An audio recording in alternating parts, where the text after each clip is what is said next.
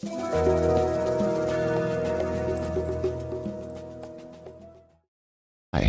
I'm Dr. Frank Wildman, and I want to talk to you about a really remarkable, amazing reaction that all of you have. We all share something with all mammals, but we do it really well. It's something called the startle reflex.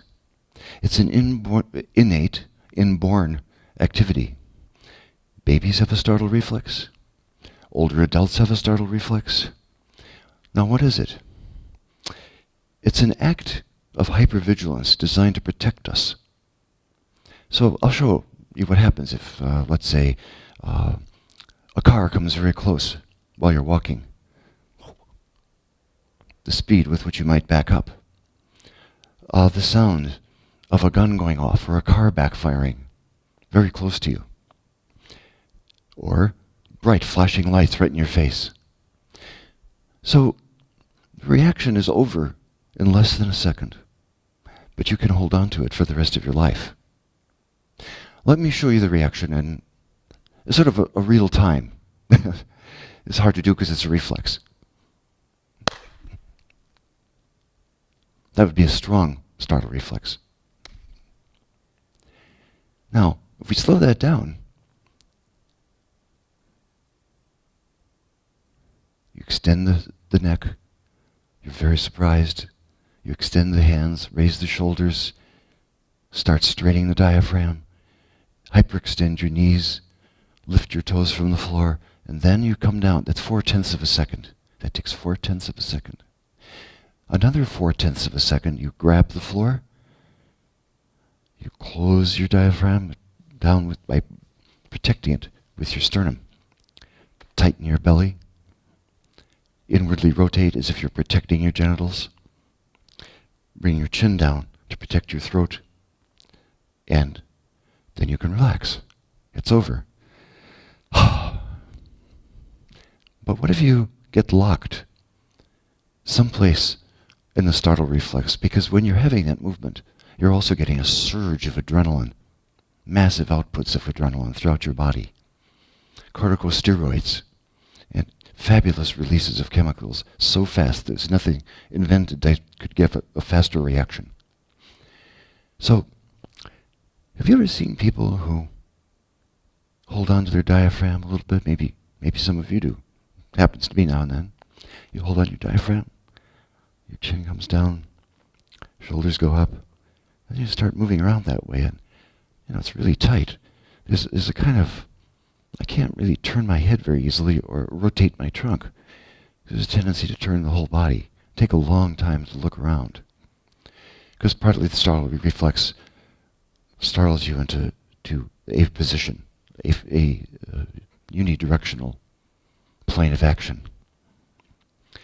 So some people find that if they get stopped here, if they hold on here, they feel better, or at least they're extended. Some people find, well, this is where they end up. But we have to work every day in some small way to recreate the startle reflex. So psychologically, it's very interesting how people maintain it and learn to maintain it and recreate it every day, all unconsciously. It's the source of many pains that we suffer from. It's the source of certain illnesses. And it's the source of a lot of our mobility problems. Problems just squatting down, picking things up, scratching our feet. So the big question then becomes, what can you do about it? Well, fortunately, the Change Your Age program is designed to help you deal with the startle reflex. So if you go to changeyouragenetwork.com, you'll find many lessons available there and things that you could do. A further suggestion would be, if you go to the website, go to the mobility survey. Some people find that it's very helpful to have their first awareness of certain things about their body. So what can you do about holding on to yourself because of startling events that may be way in the past?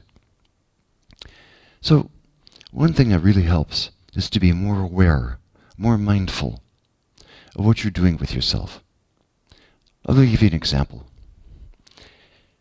Sometimes I notice that, I'm only breathing in my belly.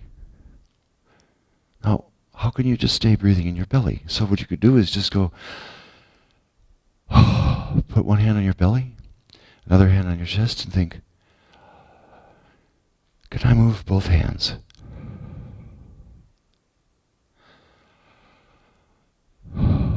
Okay, that's not so hard. Another thing you could do, simple thing, because a lot of people hold on to their neck and shoulders. They do this to try to relax them. That's startling. So you could take a hand and hang it on your shoulder, so that you could feel all the way across to your back.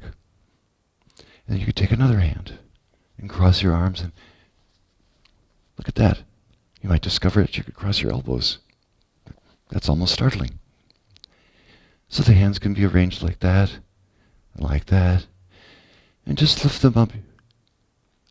Point your elbows, point them to the side, point them to the other side, point them at the ground, go around in circles.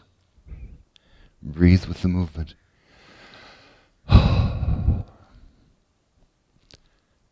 the other way. And then just let your arms down and see, are you more relaxed? Thank you. We'll do more with this next time.